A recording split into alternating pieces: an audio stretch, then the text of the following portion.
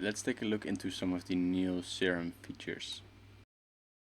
I just downloaded the update. I'm using version 1.109, which you can see right there. And there are some quite new cool things in this version. So one thing that's new, which I really like, is that if we go over to our mod page right here, we can see that we have all these fresh new LFOs. So instead of having only 1 to 4, we have now 5, 6, 7, and 8 added to them.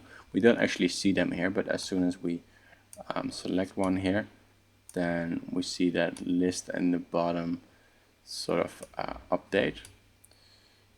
So let's choose some LFOs there. Now another thing that they've added is we have a lot more control over the effects parameters. One new thing there is the multiband compressor, and we can actually control each one of the bands separately. So we have a low band there, a mid, and a high band. So let's just put that to the test right away. And it's not a very common thing to modulate compressor bands, but I guess that's the cool thing here. It's not how a mix engineer would use a compressor, but as sound designers we can do that. So let's put that compressor in multiband mode, and these are actually those 3 bands that we're controlling now with LFOs, because we set that up right here. So we're using LFO 5, 6, and 7, which are these guys. And let's give all of them a little bit of a different shape, maybe a different rate.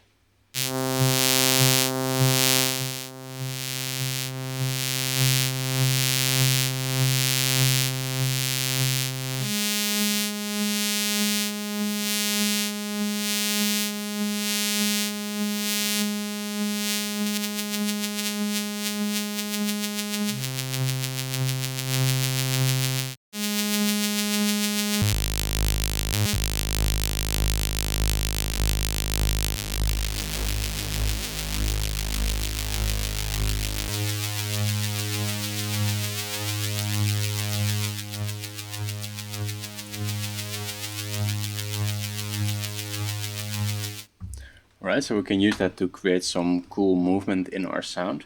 Then one thing that I also really like actually is now oscillator B has the ability to sample just the right channel of audio. So one implementation of that we can see right here in the normal menu.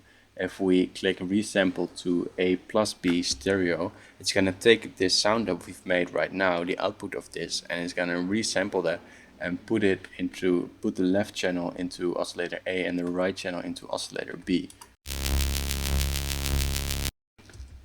Which is kind of a super interesting thing, because we get a lot more control over the audio file that way, because we can manipulate each channel differently.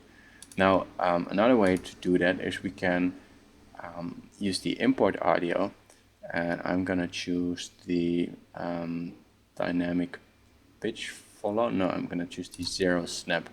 And the zero snap option will try to make the sound a little bit cleaner by looking for 0 crossings, so points in the audio file where there is no signal, and there it will base its frames or its samples upon that. So I've just imported this kick file, and I'm going to process it, and I'm going to say it's half the total number of frames, and then I'm going to do a morph crossfade, which is going to make it sound a little bit smoother. So that's our sound. Then on oscillator B, I'm going to import that same sound using the same import method, using the same sample, and I'll process it the same way. I'll resize this 2 times, and then I'll do a morph crossfade on it. And now it has recognized that this one is the left channel and the other one is the right channel.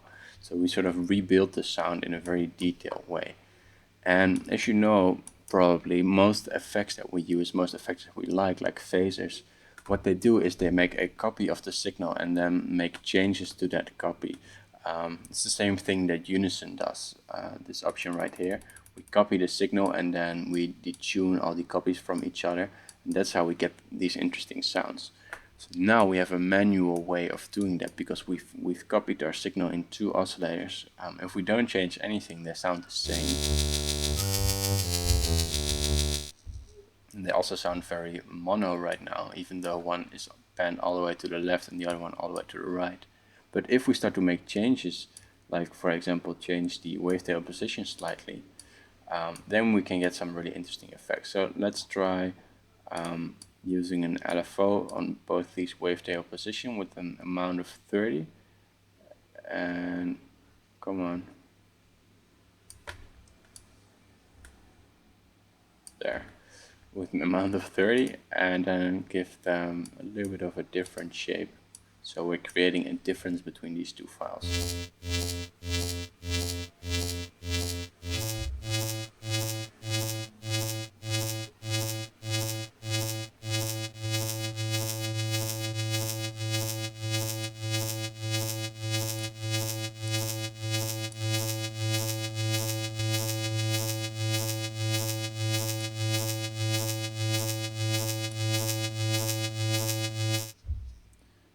Let's reset the pan there, and let's give it some unison as well. Give it maybe 5 voices, detune it a bit.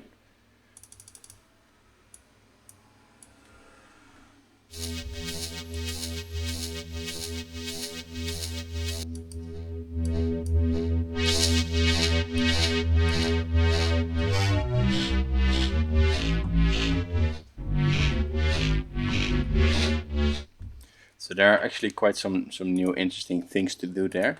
Another thing that's added, which I like, is that these special filter times now, well, the list is a little bit more organized, which is a good thing. And we also have a pan control there for these more special filters. So this pan control was there already for the normal filters, but now we have it for the more effect-like filters. Some of these are really cool. So let's try some of the new LFOs for that.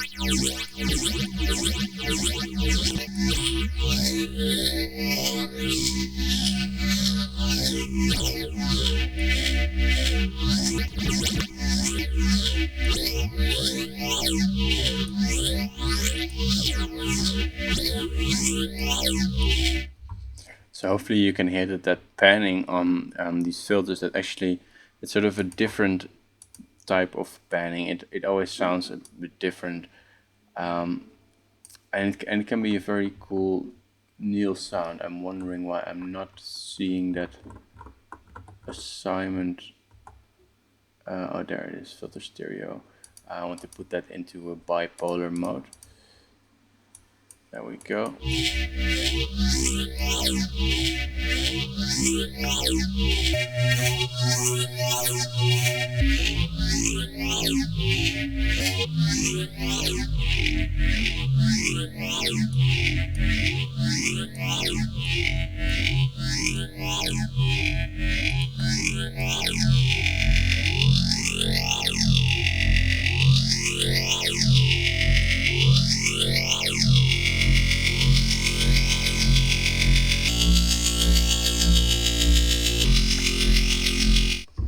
Now we can try our resample to a B stereo option, and we'll actually capture that output and put it back into the oscillators again.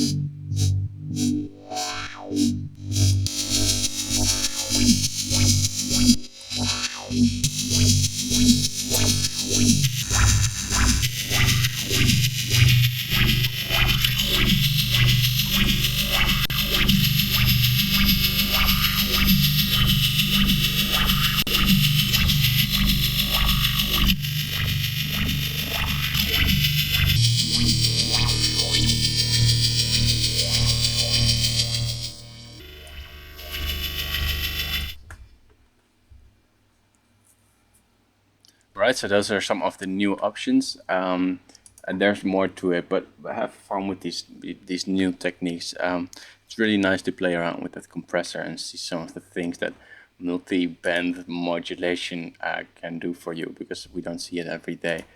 The same is true for the stereo options that are now added to oscillator A and B. So have fun with that. I'll see you in the next.